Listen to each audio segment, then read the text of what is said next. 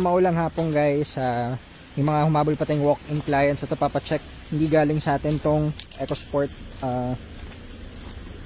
Papacheck lang si sir. Pa? Kasi hindi po lang isama ko din sa Alin sir? nabasag po kasi ito. Ito sir, more on ano po ito, bodyworks po. Yun nga po.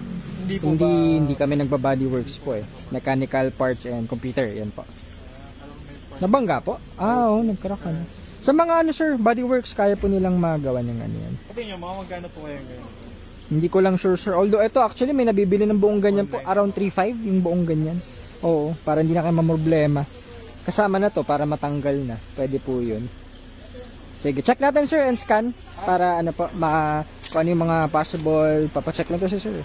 Check na rin natin. So ito si ma'am nakasked sa atin for ABS. Kumusta ma'am? Test drive? Okay na?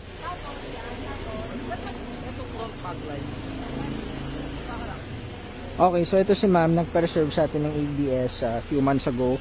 So finally dumating na yung stocks natin. Okay. Na-try niyo yung ano ma'am, hill start? Okay na. Ayun, so okay na ABS. Syempre with 6 months warranty naman yan. Kaya malaking isipin dyan. Meron. May ilaw. Bakit? Wala, nagtataka sila bakit ko lang ilaw yung fog light.